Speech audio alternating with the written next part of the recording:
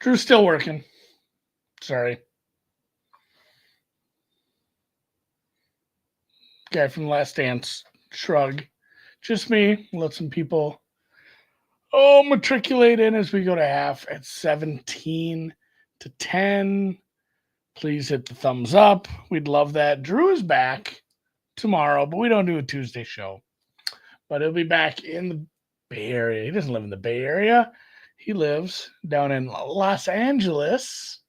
Normal time, Wednesday show. We'll go over every game.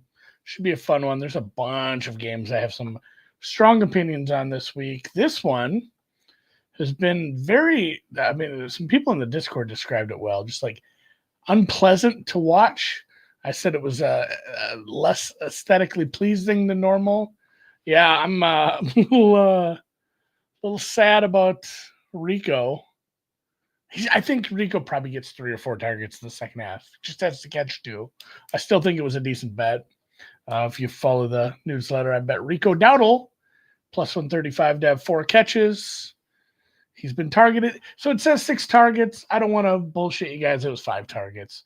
One of those was, oh no, the defensive end's going to kill me. I got to just spike it into the pocket because the running back's standing there. That counts as a Rico Dowdle target. Like, that's not a real target. It's kind of like one of those fake stats where the running back fucks up the handoff and we get, that's a fumble for Patrick Mahomes. Like, that's not fair. Quick stat line stuff. This is actually pretty even right now.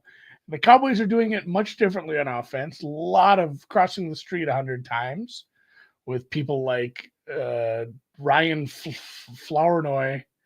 I don't have the sound on, so I don't even know how to say his name right. But 232 yards for the Texans, 209 for your America's team, Dallas Cowboys.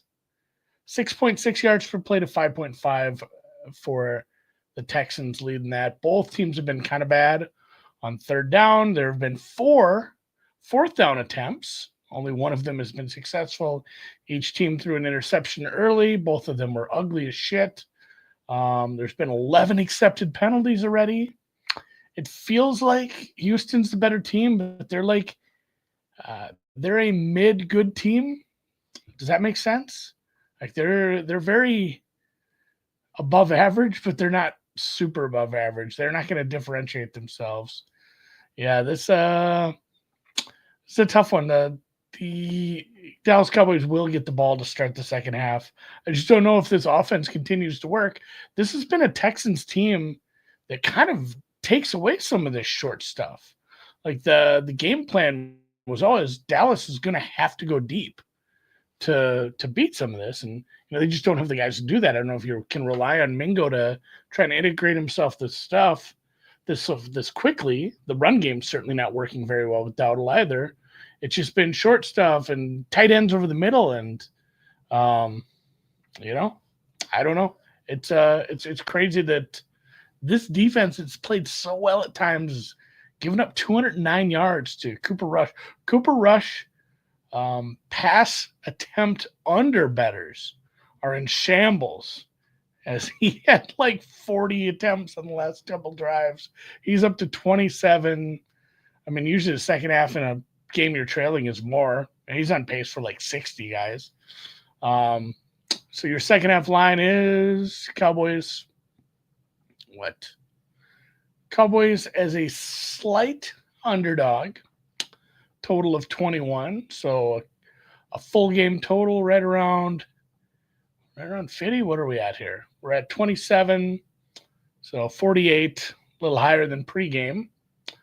That's pretty even. It doesn't look like there's been a ton of action either way on this side. Our friends at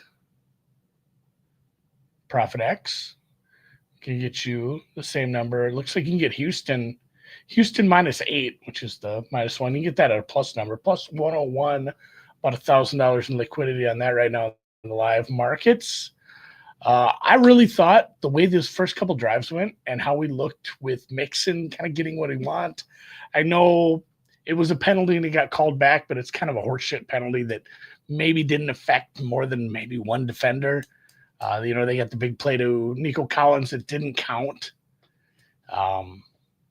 it kind of felt like Houston was just going to have their way, and we're going to see what we saw last night with a team a big lead at half. I thought we were going to sit here and have to come up with some prop like, does Dameon Pierce get a bunch of rushing yards because he's going to be running the ball when they're up by 4 scores late. So this is a little surprising that Houston's taken a big step down.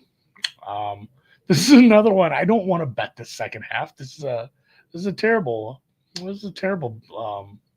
game to try to figure out right now.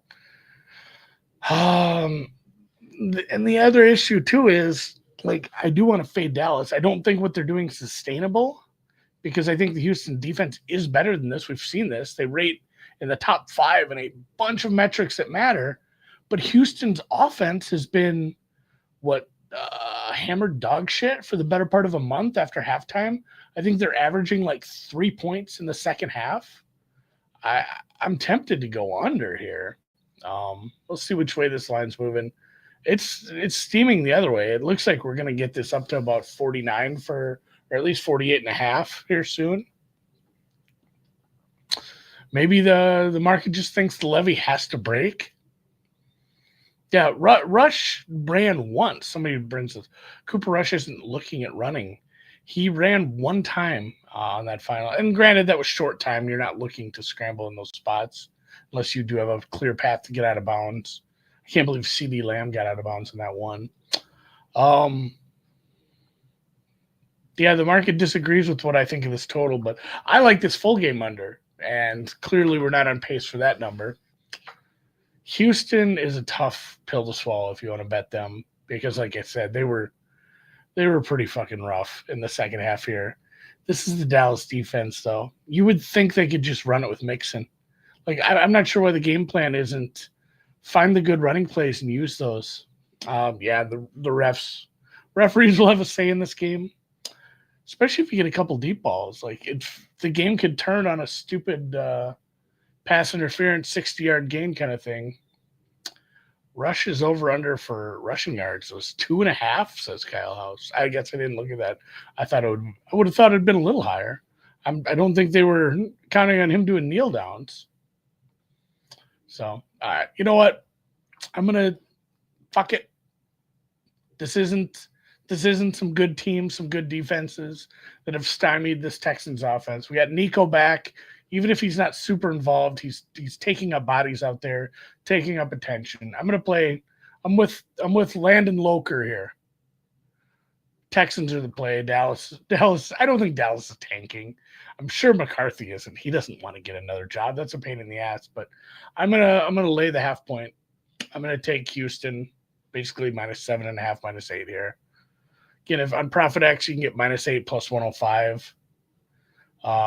Bookmaker -0.5 point -108. That's probably what I'll grade it as -0.5. Big Rick says Cowboys second half, y'all tripping. I don't know. Maybe I am tripping. I don't see how this Dallas defense continues to force punts with how bad they've been against the run. Like, that has to be the halftime adjustment. The halftime adjustment is run the ball. We have Joe Mixon. Been a few years here now since he took a swing at my cousin. I think he's good for about 70 yards in the second half. I don't even think he breaks another one. I think it's just Joe Mixon having a nice, steady. We'll go this. We'll do this. We'll go Texans -0.5. I'm on it. I got to get there and bet it now.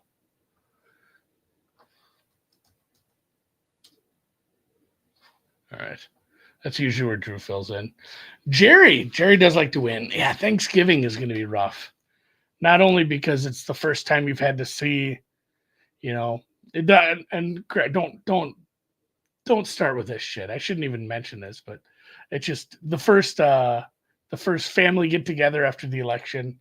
That should be fun for some people. Seeing some extended family, have some fun arguments after a few drinks. Christ almighty. It's going to be Cooper Rush and Tommy Giblets, remember? It is the Tommy Giblets game. I can't believe they went that far. Somebody had a conspiracy theory about There are some, not service time, it was playing time incentives for Drew Lock. So he was going to get, I don't know, a few $100,000 for every game he played, which, I mean, that's not that's not nothing, but it is a drop in the bucket for the Maras. I don't know. I'm not sure. I'm not super sure that was the reason.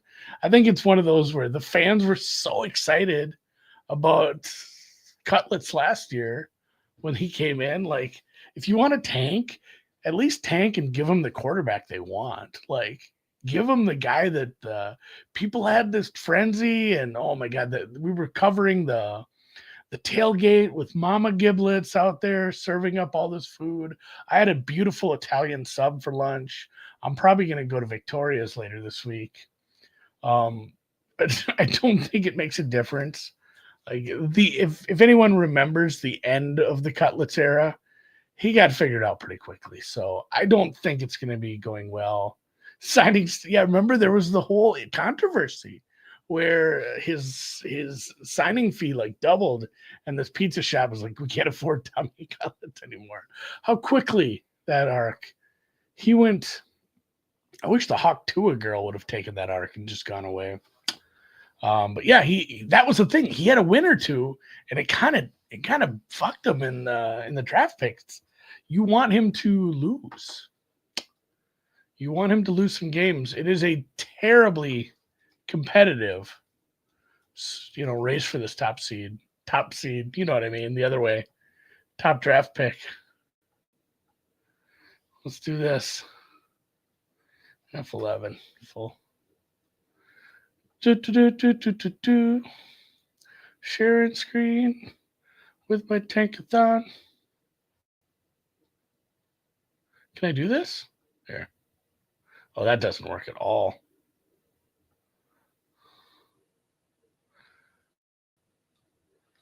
Zoom in a little. Look at that. All right. Jacksonville, 2-9. Tennessee, Cleveland, Vegas, Giants, 2-8. New England, they're not going to win a lot more games. Jets, Carolina, Dallas, all with 3 wins. So I guess Dallas hasn't played yet. If Dallas loses, they would be 3-7 as well. So you go, and then, all the way to Chicago with only 4 wins. So from the 1st to the 14th, there's only 2 wins separating it. Could be kind of a shit show here. So you want to try to do worse than Jacksonville is going to be awful hard. I think a top 5 pick is kind of there's not a lot of teams above you that are probably going to win games. It's dire. All these teams, Vegas needs a quarterback, Giants need a quarterback. Cleveland, who knows what they're going to decide to do. Tennessee probably needs a quarterback. Jacksonville does not. If Jacksonville does get the 1 seed first pick, you would think maybe they'd try to make a trade. Not sure. Jacksonville did play hard the other night for about a quarter and then got the shit beat out of them. I'm not sure who. I haven't looked. I've seen some people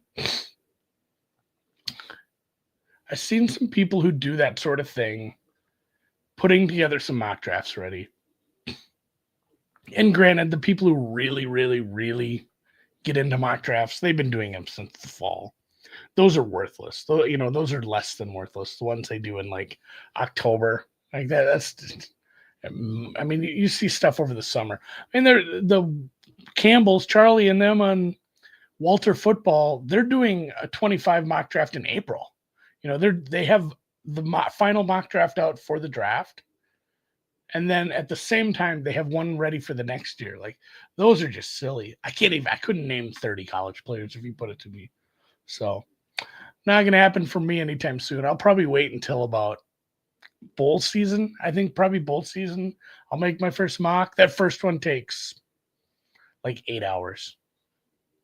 It absolutely stinks trying to put that first one together because you don't know where anyone's actually going to draft. You're trying to come up with a bunch of names that might not even go in the first couple rounds. My first one does seem pretty effed. I should go back and look what I did last time. Or in overtime.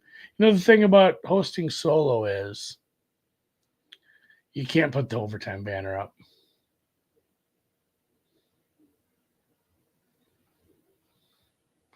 I could try. I think it's just gonna go right over my head. This one's even worse. I could duck below this one, I guess. I'm probably just gonna have to come up with a solo overtime banner.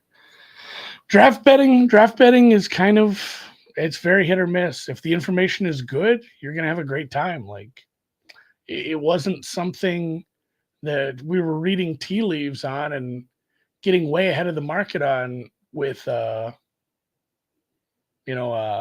Walker the other year. That was just straight up insider info.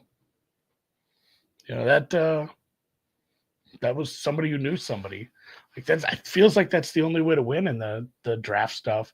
I know Vegas Refund does pretty good with his over unders, and a lot of those are just he's doing a really good job with that, honestly, because he's weighing the percentage chance that this guy goes to X team, Y team, and Z team that have that need that might be looking for a cornerback in that section of the draft, and how often he doesn't go in those spots.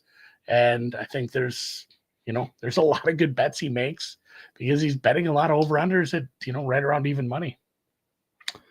Where did I get this hat? I don't know. This actually, so it's a waste management hat, which I bought some when I was down there, but not this one. I think I had a Fanatics gift card and I just ordered a bunch of golf hats. And even though the Jason Day stuff is pretty ugly, some of the Malbon stuff is pretty nice. What do I like next week? I like a lot of stuff. You know what I like today? I like taking Tampa Bay early at 3 and watching the Giants do what they did. That was awful nice of them for that line. What did we talk about yesterday? So we went over a couple of these on Sunday. Washington with the Widowmaker spot.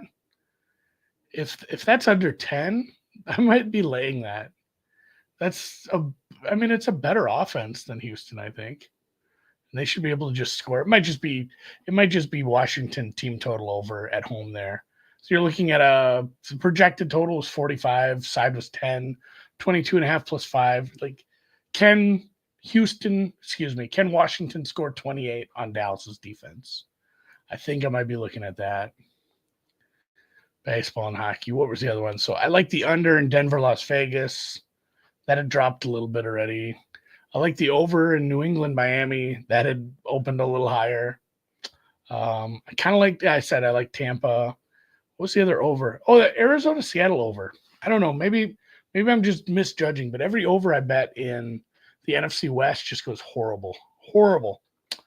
Yeah, I went for a walk to get that delicious Italian sandwich earlier today, and I was able to catch up on Chernoff's pod, which hopefully his foot's feeling better, laughing at that fucker with his foot in an air cast up in the air recording a podcast.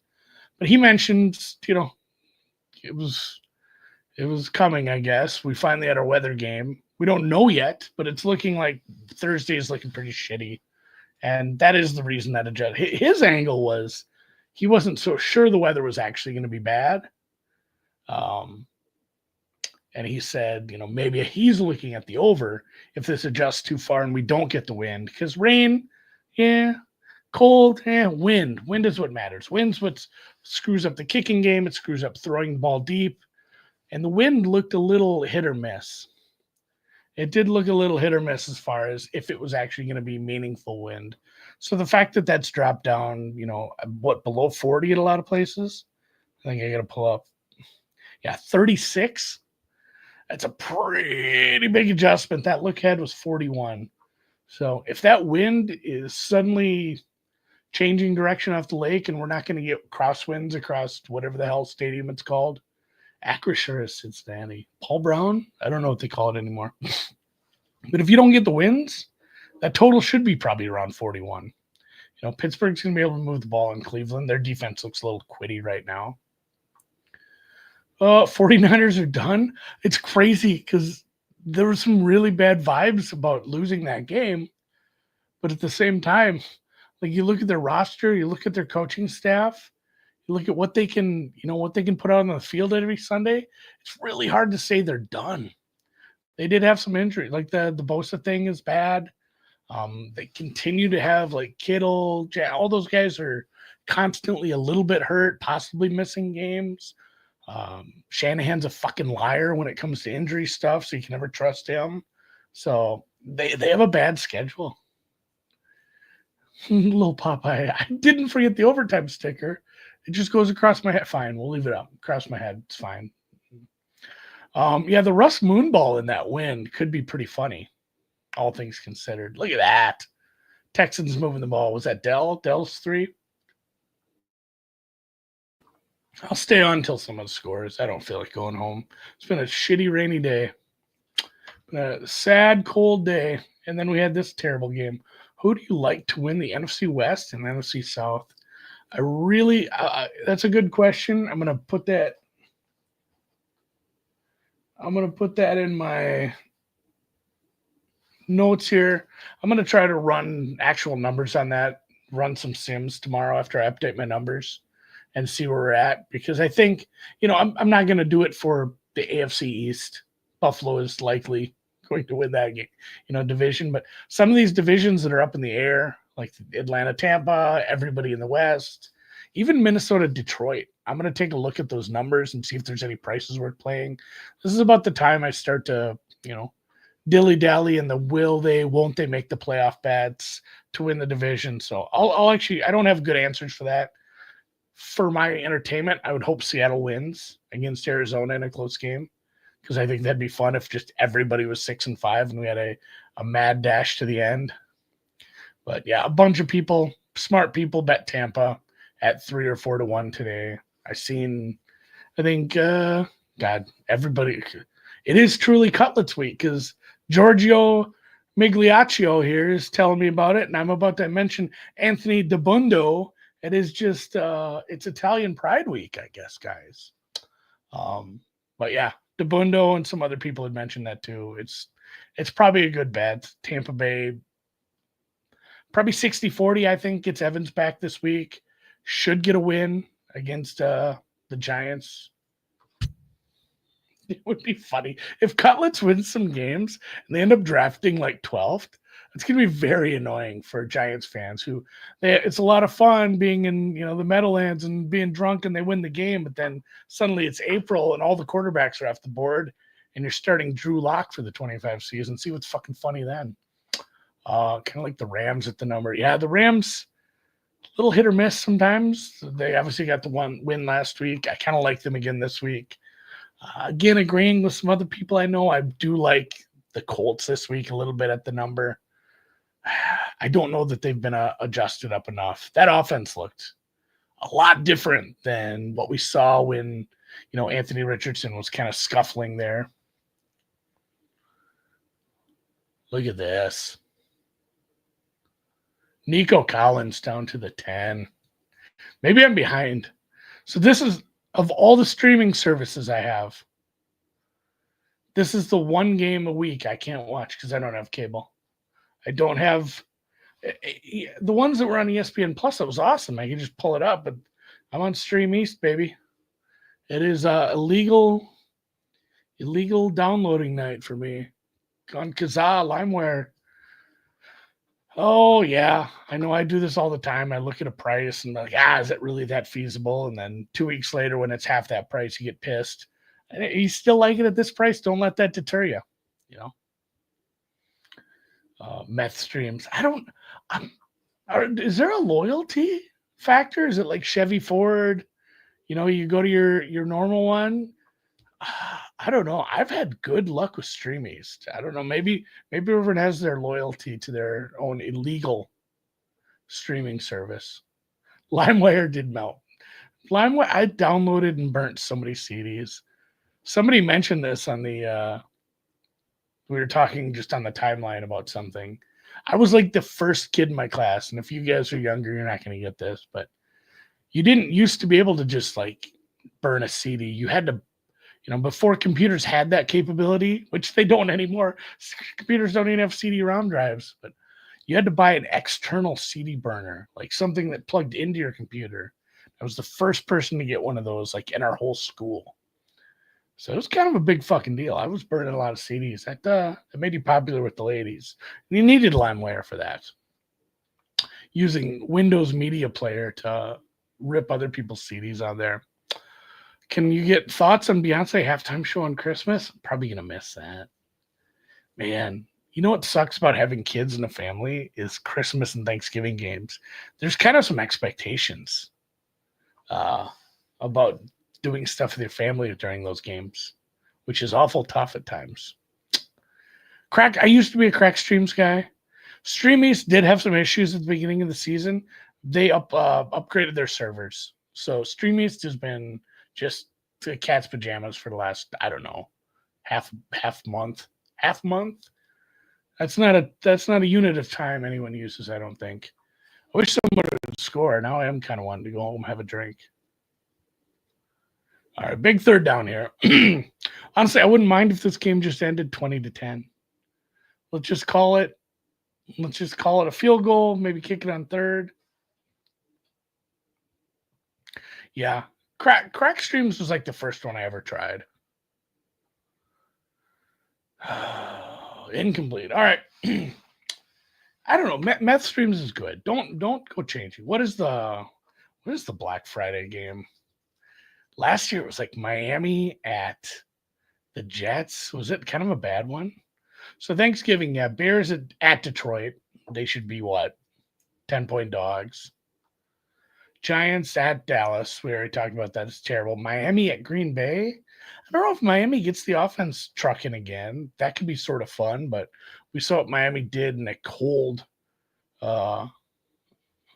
playoff game the other year. So if it's super cold up in Green Bay, that's dead.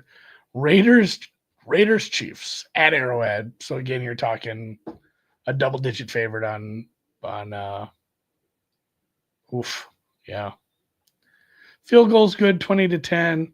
What would I make? Vegas at KC right now, 11. Miami at Green Bay should be better. Green Bay favored by 4 at home. What was the one? Chicago at Detroit. I'd make that 12. I think I'm maybe a little high there.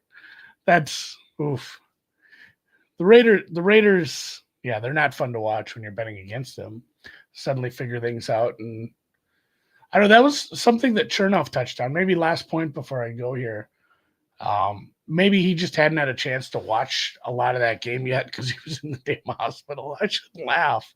Like, I hope he's feeling better, but it's just funny picturing him trying to watch all the football games at a Canadian ER.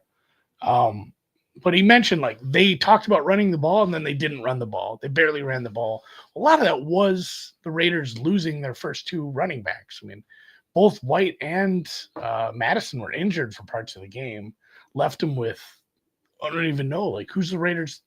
Man, I'm gonna have to look this one up because he did get some runs, but at that point it was like, what are you gonna do with all your decent?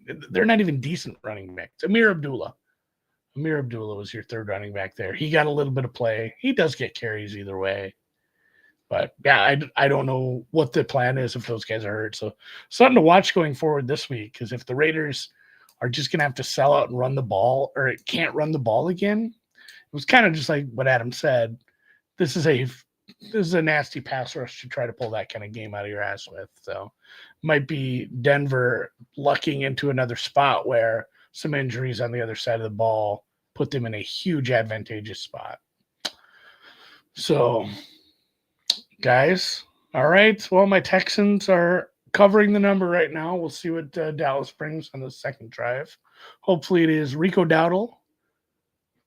Pass complete, 3 yards to the 33. Rico Dowdle screen pass for 6 yards, 3rd and 1. Cooper Rush sacked for 17 yards, fumble, recovered by Overshawn. And Overshawn's on his team. Recovered by Danico Autry. I didn't even see if he's back in the game. And we go from there and have a lot of Joe Mixon. Hit the thumbs up if you can. I appreciate it. I don't know, just the people who run them. 38-6 is not luck. I'm not saying it was lucky that they scored that much. They were lucky they played the Falcons when they had like 5 defensive starters hurt. That's what I'm referring to. No, I'm not saying Denver's bad. I'm saying that was a pretty lucky spot they found themselves in, playing a defense that's not very good to begin with, who was missing a bunch of, a bunch of defensive starters. And I even wrote that about Knicks. I said, you got to do that against shitty teams, guys. You got to be good. If you want to be a good team, you got to beat a shitty team. So, all right. See you guys Wednesday, 7 Eastern, every game.